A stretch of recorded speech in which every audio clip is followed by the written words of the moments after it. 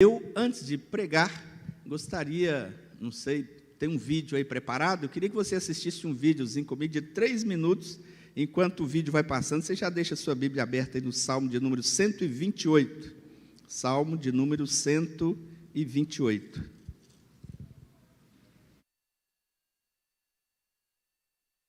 Nesse vídeo aí, vê se fala alguma coisa com você.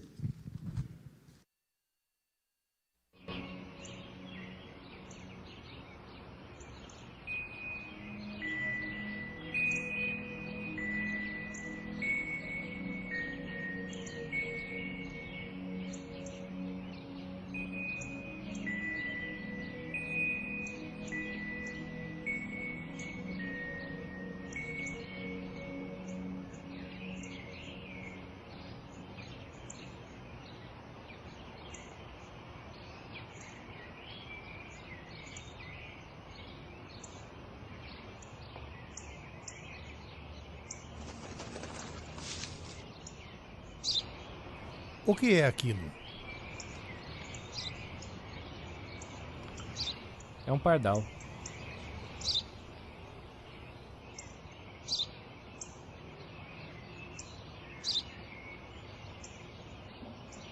O que é aquilo? Eu já disse, pai. É um pardal.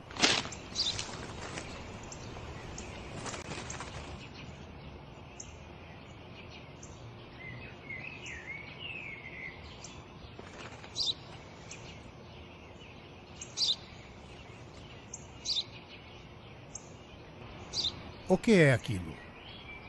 Um pardal, pai. Um pardal. É um pardal.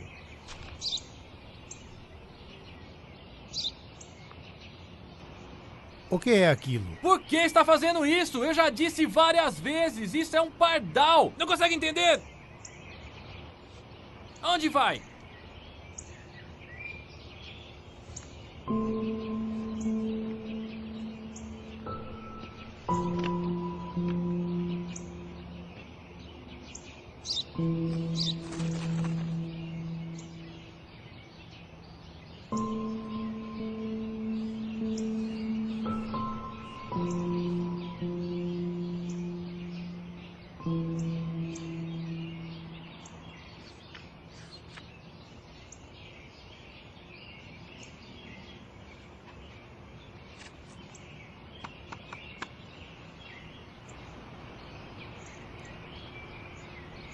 Em voz alta. Hoje, meu filho caçula, que há uns dias completou 3 anos, estava sentado comigo no parque, quando um pardal pousou na nossa frente. Meu filho me perguntou 21 vezes o que era aquilo, e eu respondi as 21 vezes que era um pardal. Eu o abracei todas as vezes que ele repetiu a pergunta, vez após vez, sem ficar bravo, sentindo carinho pelo meu inocente garotinho.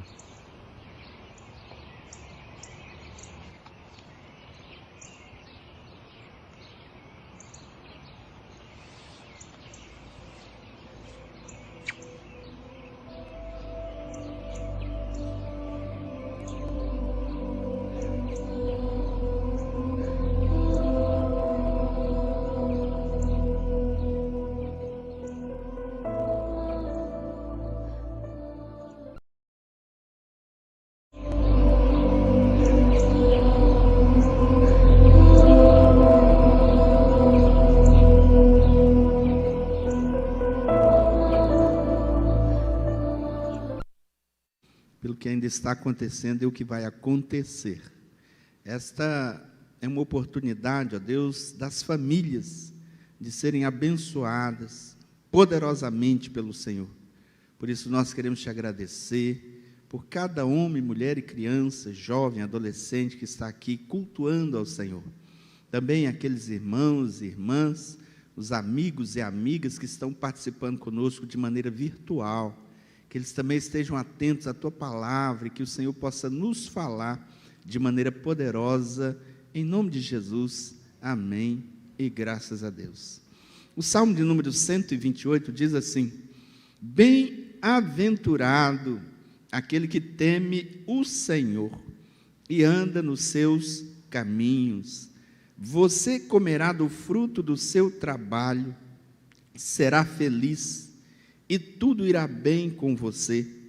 Sua esposa no interior de sua casa será como a videira frutífera, seus filhos serão como rebentos da oliveira ao redor da sua mesa.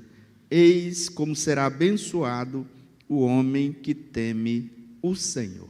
Amém? Glória a Deus. Quando Deus criou a história bíblica da criação, Deus criou Eva, Ele realizou ali o primeiro casamento. Olha que privilégio, aquele casal, né, Adão e Eva, teve o privilégio de ter o seu casamento feito pelo próprio Deus. Agora, eu estava pensando que um casamento feito pelo próprio Deus deveria ser um casamento sem problemas, deveria ser uma família que iniciaria sem nenhum problema. Mas esse casamento, né, de uma pessoa ou de um casal que vivia, a princípio, todas as possibilidades de ser uma família feliz, uma família sem problema, ele não foi isento de problemas. Na verdade, quando nós lemos a Bíblia, todas as famílias da Bíblia têm problemas. Então, se na sua casa, se na sua família, você faz parte de uma família que enfrenta problemas, parabéns, você é só mais uma família humana, como qualquer outra família que tem problemas, que tem os seus dilemas. Nós dissemos hoje pela manhã, não é? Repito aqui, Adão e Eva, eles tiveram na sua família um filho assassino, um filho que matou o próprio irmão. Eles tiveram na sua família um filho que morreu, assassinado. Então veja, mesmo uma família que teve um casamento feito pelo próprio Deus, enfrentou problemas sérios, que talvez nem nós enfrentamos no nível que eles enfrentaram. Ocorre que nos planos de Deus, o plano de Deus sempre foi formar uma grande família, composto de muitos filhos e filhas. E mesmo quando este plano em relação à família, porque família é projeto de Deus, família é invenção de Deus, mesmo quando esse plano, por vezes, parece estar desmoronando, Deus continua trabalhando, continua abençoando e acreditando na família.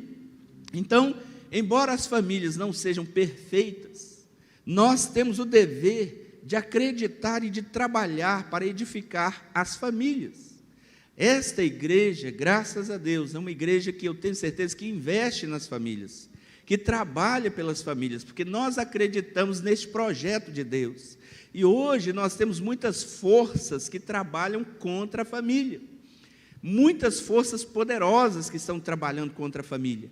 Por isso, quando nós temos uma voz profética, como a voz da Igreja de Cristo que se levanta em favor da família, nós temos que batalhar, temos que orar, temos que acreditar e fazer tudo que estiver em nosso alcance para que esse projeto de Deus continue. Quando Deus chamou Abraão e fez a ele uma proposta, a proposta de Deus a Abraão seria de abençoar todas as famílias da terra. Então, todo o projeto de Deus sempre gira em torno de família.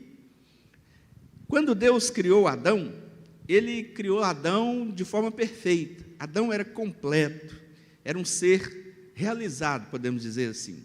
Tanto que Deus deu a Adão algumas tarefas difíceis, como colocar nome em todos os animais.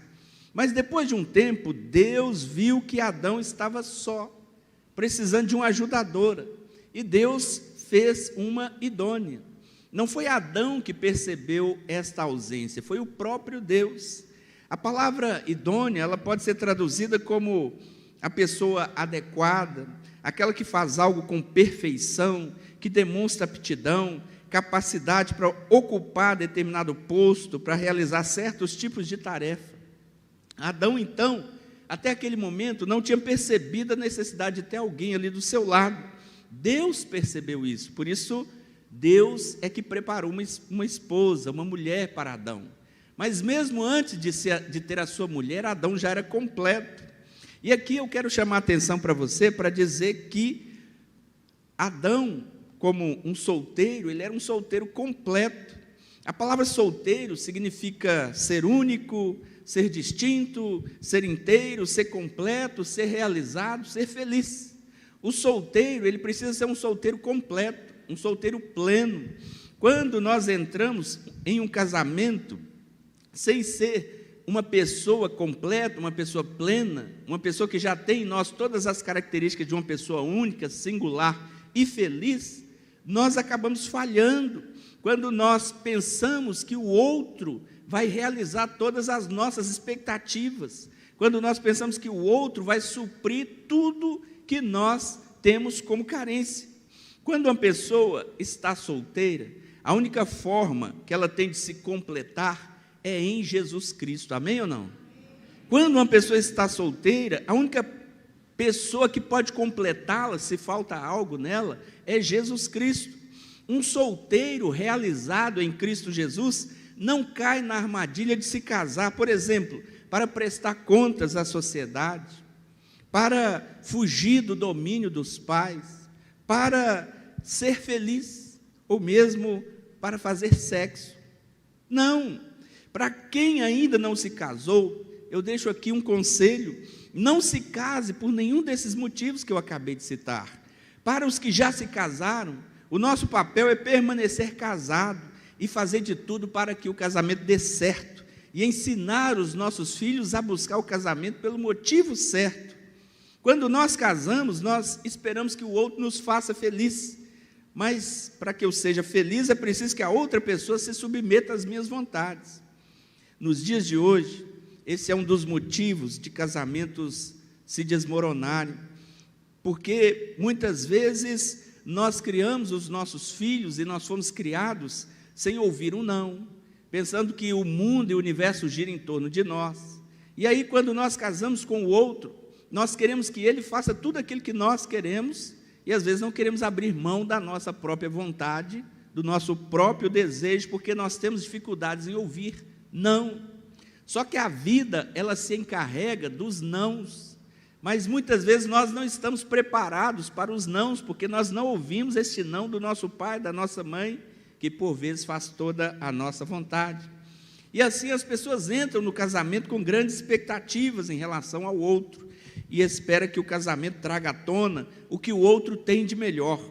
Mas, na verdade, o casamento faz o contrário, sempre traz à tona aquilo que o outro de fato é, e normalmente mostra o lado oculto e sombrio da outra pessoa. Quantas mulheres que muitas vezes estão namorando e se relacionando com uma pessoa que tem problema com o álcool, e ela pensa, não, quando ele se casar ele vai parar de beber. Ele frequenta o boteco, e a pessoa pensa que porque casou, essa pessoa vai deixar de frequentar aquele lugar onde ela frequentava antes. Uma pessoa que tem problema com o uso de drogas, não, quando ele se casar ele vai melhorar, ele vai parar de usar. Então nós sempre casamos pensando que o casamento vai trazer à tona o que o outro tem de melhor. Mas quando nós começamos a conviver, nós vamos descobrir que muitas vezes aquele príncipe encantado se torna no sapo e a princesa na bruxa. As pessoas sonham com casamento no estilo de fadas, né? Conto de fadas, e às vezes investem uma grana, um valor altíssimo, né? Muitos casais que entram no seu casamento devendo uma grande dívida, com o intuito de tornar aquele dia inesquecível, o dia marcante da sua vida. E ali se reúnem os príncipes, as princesas, naquele grande dia, para consagrar aquela união. Mas quando o conto de fada passa, e ela entra no cotidiano, na sua rotina do dia a dia, a realidade se apresenta, e muitas vezes de forma dura, de forma cruel. Mas eu digo para você, meu irmão, em nome de Jesus, manter uma família unida é um grande desafio. Hoje nós temos, como disse, forças trabalhando contra a família, forças poderosas. Não tenha dúvida de que existe um projeto demoníaco trabalhando pela destruição da família. Lá, pelos idos de 1900 e qualquer coisa, já havia um homem chamado Rui Barbosa que dizia que a família é a célula máter da sociedade. A família é a célula matriz da sociedade. Quando a família vai bem, a sociedade vai bem. Quando a família começa a ir mal, a sociedade vai mal. E nós podemos observar isso também na igreja do Senhor. Quando nós temos na igreja famílias fortes, famílias coesas, famílias de pessoas felizes, a igreja também é uma igreja forte, uma igreja saudável. Mas quando as coisas não estão bem com a família, a própria igreja sofre e padece por isso. Nós temos tido o privilégio de trabalhar em um município na área social, trabalhamos lá com as pessoas mais vulneráveis, não é? E eu tenho observado que os maiores problemas enfrentados por essas famílias, por essas pessoas, aliás, são problemas familiares. Jovens que estão lá respondendo processos, jovens que estão sendo cuidados por medidas socioeducativas, são jovens delinquentes que desde cedo já estão no mundo do crime e das drogas. E por quê? Porque a família falhou. Nós temos pessoas que se envolvem com a droga e com o tráfico de drogas, e que estão hoje matando e tirando a vida de outras pessoas, que estão sendo presas, perdendo a sua mocidade. E por quê? Porque a família falhou. Todos os problemas sociais que nós enfrentamos no município, no estado e na federação, são problemas que na família poderiam ser resolvidos. Um problema na família traz custos elevados para o Estado. Muito dinheiro é gasto por problemas sociais que seriam resolvidos se nós tivéssemos famílias fortes. No entanto, há um projeto de destruição da família. Por isso, nós precisamos, como servos do Senhor, orar, lutar e batalhar para que a família dê certo. Olha, eu tenho o descontentamento, eu não falo isso com prazer, que hoje não tanto por conta do trabalho, né, numa prefeitura, mas eu faço ainda divórcio de pessoas. Casais que se divorciam e que tem se tornado uma prática tão comum. É tão fácil divorciar hoje, se você está divorciando de forma consensual, não tem bens a dividir e às vezes não tem filhos, você vai ali no cartório, com o máximo uma semana você já está divorciado. E a maioria dos divórcios, eles têm motivos tão pequenos, de pessoas que entram já no casamento pensando em separar. Se não der certo, separa. O divórcio se tornou uma prática comum no nosso país. E se você for no fórum aqui da cidade de Governador Valadares, fizer uma pesquisa sobre o que leva os casais a se divorciarem, você vai se espantar que o topo da hierarquia é... Quem imagina? Incompatibilidade de gênio. Incompatibilidade de gênio. Incompatibilidade de gênero cabe qualquer coisa. Tudo aquilo que você não gosta serve como motivo para você se separar. Então, por exemplo, o rapaz que urina no vaso e não fecha a tampa, a moça não gosta, fica irritada com isso, porque ele mija fora do vaso. E ao invés de tentar acertar esse pequeno problema, vamos separar por incompatibilidade. Sabe aquelas coisas muito pequenas, muito banais? Uma segunda coisa, um segundo motivo que leva os casais a se divorciarem, o segundo motivo no ranking: finanças, dívidas, problemas financeiros. O casal se casa por amor e separa por dívida. Aliás, o próprio casamento, ele já entra endividado, e a dívida da festa do casamento leva ao divórcio. Nós temos, irmãos, pessoas que compram financiado a geladeira para o casamento, para pagar em 10 vezes na Casa Bahia. Antes de acabar a prestação daquele bem que ele comprou para o casamento, ele já divorciou. O casamento dura menos, muitas vezes, do que o financiamento lá do eletrodoméstico que ele comprou. E nós precisamos pensar sobre isso, precisamos refletir sobre esse plano que Deus tem para a família. Por isso, eu quero chamar a sua atenção para o salmo que nós lemos, que vai nos mostrar algumas verdades acerca de uma família abençoada. No mundo em que vivemos, ter uma família feliz parece para muitos algo como encontrar o pote de ouro no final do arco-íris. Isso é desejável, mas é uma utopia, é pouco provável. Mas o salmo que nós lemos, ele salta aos nossos olhos pela sua beleza e pela indicação de algumas coisas que, se nós atentarmos para ela, vai nos ensinar como ter uma família feliz e abençoada. Nossa família tem que ser o nosso tesouro. Amém? Então fala comigo assim: a minha família é o meu tesouro. Fala de novo: a minha família é o meu tesouro. Pelo que você trocaria o seu tesouro? Sua família é o seu tesouro. Mas como eu posso ter paz e alegria no lar? O Salmo 128 vai nos responder. E aqui eu quero pensar com você primeiro. Nós vamos ver o esposo, a esposa e os filhos. O esposo, o líder da casa, o chefe, o cabeça do lar.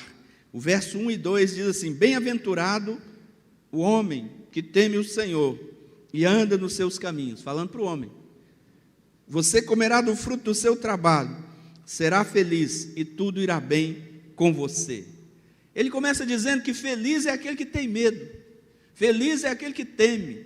Parece uma contradição, mas na verdade é uma condição. É feliz aquele que tem temor ao Senhor. Temor é respeito, é seguir os ensinos do Senhor. Isso é fundamental para nós termos uma família abençoada. Meu irmão, se nós não temos a base, a nossa casa desmorona. Se os seus valores não são os valores da palavra, a sua casa desmorona. O que essas forças poderosas têm tentado fazer com as famílias? Tirar a base dos valores. A nossa sociedade brasileira, ela tem uma matriz cristã.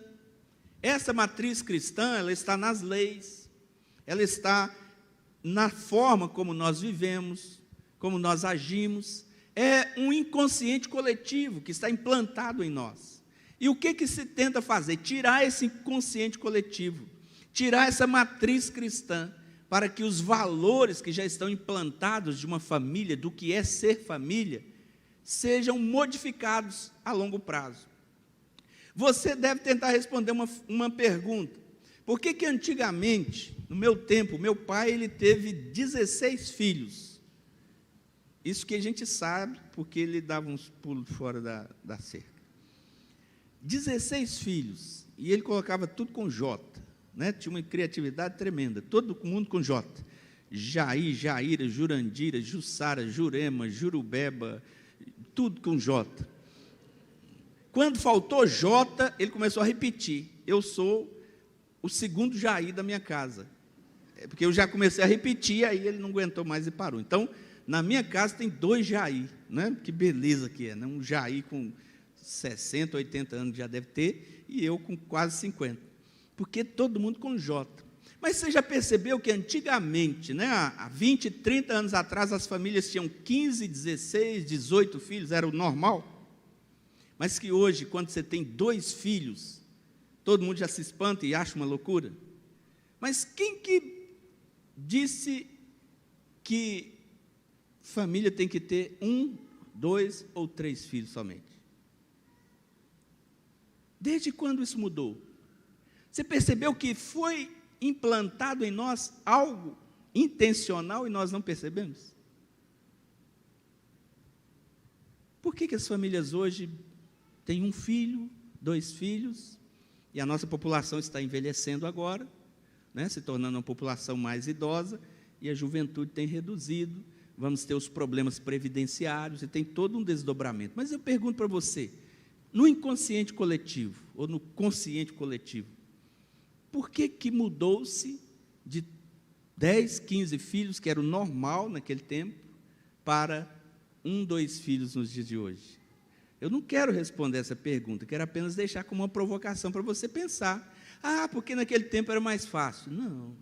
Porque naquele tempo nós vamos ter as justificativas, mas essas justificativas não terão sido implantadas em nós por alguém ou por um sistema que tenta destruir as famílias? As modalidades familiares de hoje nós temos vários tipos de família. Já não é mais a família tradicional, pai, mãe, filho. Hoje nós temos vários tipos de famílias. Mas são famílias que, algumas delas, não procriam. E aí nós vamos pensar, o que vai acontecer com a nossa sociedade, com essas novas condições familiares, daqui a 10, 20 anos, quando as gerações forem passando e chegarem gerações novas. Então eu digo para você, a palavra de Deus, ela contém valores, ela contém princípios, que são importantíssimos para que as famílias permaneçam fortes, para que as famílias permaneçam na rocha, que é Cristo Jesus. E a passagem bíblica começa se dirigindo ao homem. É compreensível que assim seja, porque o homem, na Bíblia, o macho, ele sempre foi colocado como o sacerdote do lar, como o chefe da casa. É por ele que tudo começa. Se o homem não ocupa esse lugar, as probabilidades de que tudo corra bem já caem drasticamente. De acordo com uma pesquisa realizada por um instituto chamado Instituto Barna, quando uma criança se compromete com a igreja, uma criança sozinha se compromete com a igreja, há 2% de chance do restante da família acompanhar. Quando uma mulher se compromete com a igreja, há chance de 17% da família acompanhar. Mas quando o homem se compromete com uma igreja, há 93% de chance de que o restante da sua família o acompanhe. Amém? Olha para vocês verem, homens dessa igreja, a possibilidade de você trazer a sua família é muito maior do que quando é a mulher, ou do que quando é o filho, a criança. O homem precisa temer a Deus e andar nos seus caminhos. Quando, maridos, Cristo governar a sua alma, então você vai ter condição de governar também a sua casa. Amém? Mas há uma palavra aqui também para a esposa, eu não posso me delongar muito, que é a alegria. A esposa é a alegria da casa. Olha o que diz o verso 3. Sua esposa no interior de sua casa será como a videira frutífera. Ora, o Salmo compara a mulher com uma videira frutífera no interior da casa. Para os hebreus, a videira, ela era, primeiro, símbolo de alegria, porque produzia o vinho. O vinho, ele é este símbolo, né, da alegria no coração das pessoas. E era também, a videira era algo que se espalhava, não é? Essa é a característica da videira, ela se espalha. E também ela era uma planta delicada, mas resistente. Assim é a mulher na família, ela é a alegria da família, ela é a resistência da família. A mulher virtuosa é a alegria da casa. Mas a mulher insensata, nós temos vários textos bíblicos que dizem que a mulher insensata produz a insatisfação no lar. É o vinho que virou vinagre. Os biógrafos de Abraham Lincoln, que foi um dos grandes presidentes americanos, e quando fala de americano que o povo conhece, né? Então é melhor não falar bobagem, né? Abraham Lincoln, eu estava lendo um relato de um dos seus biógrafos que diz que a maior tragédia da vida dele não foi o seu assassinato, mas o seu casamento. A esposa do presidente, a senhora Mary Todd Lincoln, ela era desequilibrada e desrespeitosa. Ele preferia passar longas horas em reuniões porque não tinha prazer em voltar para casa. Não havia alegria em seu lar. Olha que tristeza para um grande líder, um grande estadista, que preferia ficar nas reuniões, preferia sempre tratar das questões do Estado, porque ele não tinha prazer em voltar para casa. Minhas irmãs queridas, as esposas devem procurar sempre produzir o vinho da alegria em seu lar, amém? O marido tem que ter vontade de voltar para casa. Vou contar um segredo aqui, o segredo não é muito segredo, porque está transmitindo, mas Você sabe por que os botecos estão cheios? Porque tem marido que prefere ir para o boteco, beber lá uma cerveja, comer um torresmo, jogar sinuca, ficar conversando com os amigos, porque lá ele é feliz, lá ele é alegre, lá ele se sente importante, se sente alguém. Quando ele chega dentro de casa, ele fala, não vale a pena ficar dentro dessa casa, é só murmuração, é só reclamação, esta mulher que deveria ser o vinho é o vinagre, e aí eu prefiro ficar com os meus amigos lá no boteco. Então veja, as mulheres precisam procurar produzir o vinho da alegria em seu lar, e verificar, não é? Para que esse vinho não acabe como acabou nas bodas de Caná. Então, uma palavra aqui aos esposos, né? As videiras produzem um fruto nobre, mas precisa de apoio, precisa do suporte. Seu caule não se sustenta sozinho. Do mesmo modo, para que realize sua missão, as mulheres precisam do apoio dos maridos. Os maridos precisam apoiar as suas esposas. E a terceira coisa é para os filhos. Olha o que a parte B do verso 3 do Salmo 128 diz. Seus filhos serão como rebentos da oliveira ao redor da sua mesa. O salmista compara os filhos a essa planta, né, da oliveira ao redor da mesa. A oliveira eram árvores muito queridas pelos hebreus, porque ela produz a azeitona e o óleo, que tinha muitas utilidades. O azeite, que era tão importante, não é? E eles apreciavam tanto. Além disso, essas árvores, essas oliveiras, se destacavam pela sua longevidade. Tem árvore que chegava a durar 3.000 anos. Então, as oliveiras são símbolos do futuro, de vida longeva. Quando Deus quis dizer a Noé que haveria esperança para ele e para a raça humana, ele colocou lá o quê? Um ramo de oliveira no bico de uma pomba para levar para Noé. Então, os jovens, os filhos, são a esperança da família, da igreja, da sociedade. Mas, para isso, é importante que também saiba conviver com os mais velhos. É preciso haver esse encontro de gerações, essa mistura. É importante, nós vimos como que as coisas mudam, né? Como que aquele senhor, como que os papéis inverteram, né? Do pai para o filho. Então, é importante que a fé seja transmitida de pai para filho. É por isso que o salmista, ele compara esses filhos com a planta ao redor da mesa, ou seja, na presença dos pais, convivendo, né? Valorizando, aprendendo. Hoje é difícil, talvez, a gente ver jovens que gostam de conviver com gente adulta, com os mais velhos. E alguém disse assim, que as novas gerações precisam ser humildes e se dispor a ouvir mais.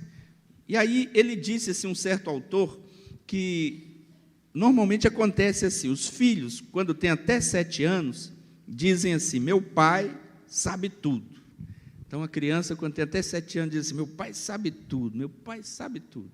Quando ela chega dos 7, né, até os 14 anos, ela começa a duvidar e começa a dizer assim, meu pai parece que se engana a respeito de algumas coisas. Quando ela chega nos 20, ela já começa a dizer assim, meu pai está um pouco atrasado nas suas ideias, sabe nada o coroa. Quando ela está com 25 anos, ela já começa a dizer assim, o velho não sabe nada mesmo não, está caducando. Quando ela chega nos 35 anos, ela já começa a dizer assim, eu não sei se consulto o velho nesse assunto. E aí quando chega nos 45 anos, ela diz, puxa vida, como é que meu pai conseguia? E quando chega nos 55 anos, ela começa a dizer, que pena o meu pai ter morrido, a verdade é que ele tinha umas ideias notáveis. E quando chega nos 65 anos, meu pai era um sábio. Como lamento tê-lo compreendido tão tarde. Filhos, vocês representam o futuro. Vocês devem valorizar, honrar, aproveitar o convívio com seus pais. Isso é crucial para uma família bem-sucedida. A palavra diz, honra o seu pai, honra a sua mãe, para que se prolongue os teus dias na terra que o Senhor teu Deus te dá. Eu tenho o desprazer de ir no abrigo de idosos e ver muitos pais que estão lá porque foram abandonados pelos filhos. Filhos que não visitam, filhos que não contribuem financeiramente, filhos que não se importam com seus pais. Família é o seu tesouro. Valorize aquilo que Deus te deu, valorize o seu tesouro. Sigamos os projetos de Deus para termos famílias abençoadas. Será que o retrato da sua família se encaixa na moldura do Salmo 128? Se nós procurarmos observar os princípios divinos nessa passagem, nós vamos obter as seguintes recompensas. Primeiro, a nossa família será abençoada, é o que diz o verso 4. Segundo, a nossa família vai prosperar, é o que diz o verso 5. Terceiro, a nossa família terá uma vida longa, é o que diz o verso 6. Por isso, vale a pena lutar pela sua família. Amém? Não abra mão da sua família. Lute por ela. É o tesouro que Deus te deu para ser bem guardado, protegido. Lute pela sua família. Marido, lute pelo seu casamento. Mulher, lute pelo seu casamento. Pais, lutem pelos seus filhos. Filhos, aprendam a conviver entre irmãos, entre si, e aprendam a respeitar e honrar o seu pai e a sua mãe, e assim certamente Deus irá abençoar a sua família, abençoar esta igreja que é composta de famílias, e abençoar também a nossa nação, que também é composta pela célula máter da sociedade, que é a família. Fica de pé no seu lugar em nome de Jesus e nós vamos orar.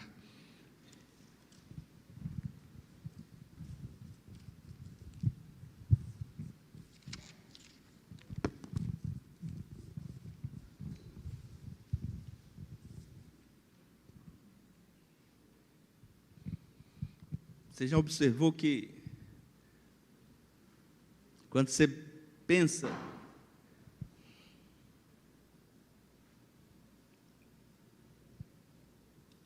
que Deus ele usa exemplos de família para se referir a si. Ele é pai. Isso é um elemento familiar. Jesus é o filho.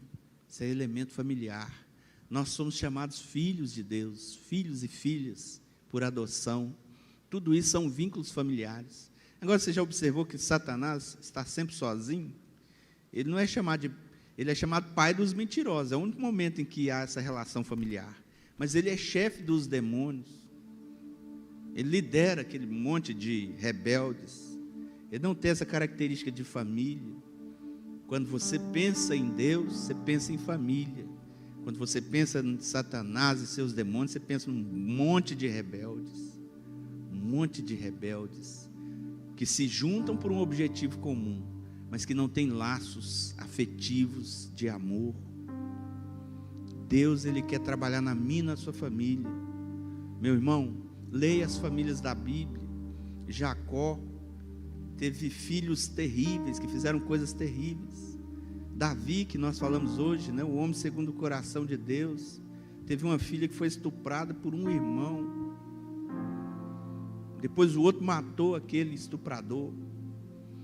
Você fala assim, gente, as famílias na Bíblia às vezes são relatadas como famílias disfuncionais, famílias que tinham um histórico terrível, mas ainda assim Deus continua sendo o abençoador das famílias. Deus sempre lutou, Deus sempre acreditou. Esse faz parte do plano de Deus, as famílias. Por isso essa igreja deve continuar se levantando como uma voz profética em favor das famílias, abençoando e lutando pelas famílias, em nome de Jesus, para que Deus possa agir de maneira poderosa nesta cidade, através da sua vida, através da sua família, em nome de Jesus. Pai, nós te agradecemos, eu quero te agradecer por esta noite especial, onde coisas maravilhosas aconteceram aqui, Deus. Nós podemos louvar o Senhor e exaltar o teu nome. Nós podemos ver, ó Deus, batismos, momento importante em que simbolicamente essas pessoas passaram a fazer parte desta família espiritual da primeira igreja em Governador Valadares. Nós te agradecemos pelas pessoas que contribuíram a Deus com seus dízimos e ofertas. Como é bom quando as pessoas são fiéis em tua casa, em tua obra.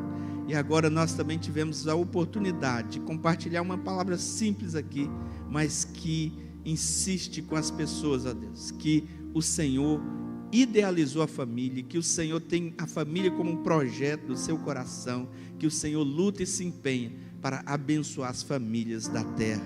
E nós queremos, ó Pai, nesta noite, em nome de Jesus, ministrar a bênção do Senhor sobre as famílias desta igreja, que cada família aqui, ó Pai, receba uma porção graciosa da unção e da graça do Senhor sobre elas.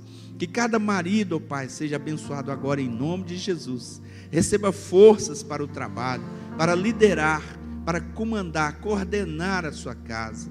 Que cada mulher, ó Deus, receba força para, em nome de Jesus, ser a alegria do lar, ser esse sustento, esse esteio, em nome de Jesus. Que cada filho aqui, Pai, possa ser um filho que honra o seu pai, honra a sua mãe, que respeita, que, ó Deus, que aprende a conviver com os irmãos, que faz de tudo para que a sua casa e o seu lar dê certo e seja bem sucedido.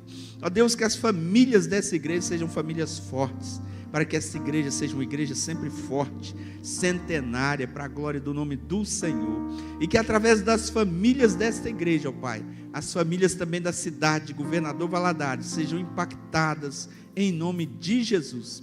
Pai, nós ministramos a bênção do Senhor, que enriquece e não acrescenta dores, em nome do Pai, do Filho e do Espírito Santo de Deus, e que haja paz. Amém e graças a Deus. Deus te abençoe, meu irmão, pode assentar no seu lugar. Eu retomo a palavra aqui ao nosso irmão, pastor querido, e ele dará aqui o encerramento. Obrigado pela atenção, pelo carinho, que Deus os abençoe em nome de Jesus.